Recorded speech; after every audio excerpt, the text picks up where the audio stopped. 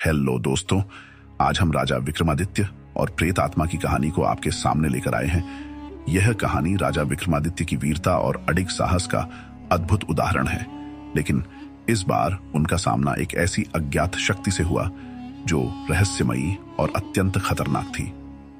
रात के अंधेरे में एक अजीब सा सन्नाटा था। उज्जयिनी के राजा विक्रमादित्य राजमहल में विश्राम कर रहे थे। अचानक उनके महल में एक भयभीत सैनिक दौड़ता हुआ आया और राजा को बताया, महाराज, पड़ोसी राज्य में एक भयावह आत्मा ने कहर बरपा रखा है। हर रात लोग गायब हो रहे हैं और अगली सुबह उनकी लाशें मिलती हैं। प्रजा डरी हुई है और पड़ोसी राज्य के राजा ने आपसे सहायता की विनती की है। राजा विक्रमादित्य ने स्थिति की गंभीरता को समझते हुए स्वयं उस राज्य की ओर प्रस्थान करने का निर्णय लिया। रात का समय था और अंधेरे में कोई आवाज तक नहीं थी। रास्ते में विक्रमादित्य एक निर्जन गांव से गुजरे, जहां हर घर के दरवाजे बंद थे और कोई भी बाहर नहीं दिख रहा था। यह गांव अत्यंत डरावना और सुनसान था।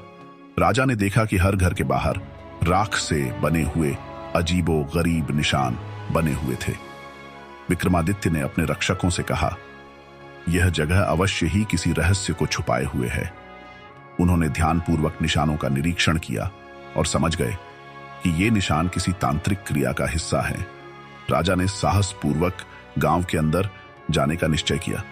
गांव के अंत में एक विशाल जर्जर हवेली थी। जैसे ही राजा उस हवेली के निकट पहुंचे, अचानक वहां का माहौल और भी अजीबोगरीब हो गया। हवेली की खिड़कियां अपने आप खुलने बंद होने लगी और ठंडी हवा के साथ एक अजीब सी फुसफुसाहट सुनाई देने लगी। तभी एक वृद्धा राजा के पास आई और चेतावनी दी, हे राजन, इस हवेली के अंदर मत जाइए। यहां पर एक प्राचीन आत्मा का वास है। वह आत्मा बेहद शक्तिशाली है और उसने आज तक किसी को जीवित नहीं छोड़ा।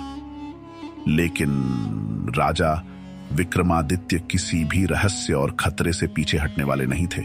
उन्होंने वृद्धा को आश्वस्त किया और हवेली के अंदर कदम रख दिया। हवेली के अंदर हर ओर अंधेरा था। राजा ने अपनी तलवार निकाली और सतर्क होकर आगे बढ़े। अचानक उनके सामने एक परछाई प्रकट हुई। यह कोई साधारण परछाई नहीं थी। यह एक अजीब और डरावना आकार था, जो मानो किसी इंसानी चेहरे को विकृत कर डरावनी शक्ल में बदल चुका था। वह आवाज में बोली, हे राजा विक्रमादित्य, तुम यहां क्यों आए हो? क्या तुम्हें मृत्यु का भय नहीं है? राजा ने निर्भीकता से उत्तर दिया, मैं अपनी प्रजा की रक्षा करने आया हूं और किसी भी खतरे का सामना करने के लिए तैयार हूं। यदि तुम निर्दोषों का जीवन बर्बाद कर रहे हो तो तुम्हें मुझसे होकर गुजरना होगा। अचानक आत्मा ने अपने हाथों से एक अजीब रोशनी निकाली और राजा की ओर फेंकी। विक्रमादित्य तुरंत समझ गए कि यह एक जादुई प्रहार है। उन्होंने अपनी तलवार से उस रोशनी को काट दिया, लेकिन जैसे ही रोशनी टकराई, एक जोरदार विस्फोट हुआ और पूरी हवेली कांप उठी। विक्रमादित्य ने महसूस किया कि इस आत्मा में तांत्रिक शक्तियां हैं, परंतु वे निडर थे। उन्होंने अपनी तलवार उठाई और आत्मा पर प्रहार किया, पर आत्मा हवा में घुलती सी दिखाई दी और पीछे से हंसते हुए बोली, तुम मुझे हरा नहीं सकते राजा विक्रम। मैं काल के साथ बंधी एक प्राचीन आत्मा हूं। इतना सुनते ही विक्रमादित्य को समझ में आ गया कि यह आत्मा केवल शक्ति से नहीं मरेगी, इसके पीछे कोई गहरा रहस्य है। तभी उन्होंने देखा कि हवेली के एक कमरे में एक पुराना पीतल का घड़ा रखा हुआ है। उस घड़े पर तांत्रिक प्रतीक अंकित थे। उन्हें आभास हुआ कि आत्मा का बल शायद इस घड़े में बंद है। राजा ने जल्दी से घड़े को उठाया और उसे अपनी तलवार से तोड़ दिया। जैसे ही घड़ा टूटा, आत्मा ने दर्दनाक चीख निकाली और उसके शरीर में झटके आने लगे। आत्मा चिल्लाई, तुमने मेरी शक्ति का स्रोत नष्ट कर दिया है राजा विक्रमादित्य। अब मेरी मुक्ति का समय आ गया है। इतना कहते ही आत्मा धुएं में बदलकर हवेली से बाहर निकल गई और देखते ही देखते हवा में विलीन हो गई। आत्मा का अंत होते ही हवेली में फैला सन्नाटा गायब हो गया और चारों ओर रोशनी फैल गई।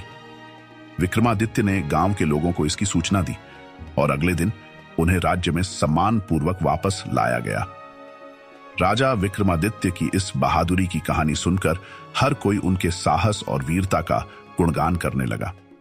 उनके पराक्रम और विवेक ने एक बार फिर साबित कर दिया कि निडरता, बल और बुद्धि के साथ कोई भी अज्ञात शक्ति हार मान लेती है। इस कहानी से यह सीखने को मिलता है कि सच्चा साहस और बुद्धिमत्ता किसी भी रहस्य और भय से पार पा सकते हैं। राजा विक्रमादित्य का साहस हमें बताता है कि यदि आप निडर होकर किसी कठिनाई का सामना करते हैं तो आप अपने लक्ष्य तक अवश्य पहुंच सकते हैं। Thanks for watching.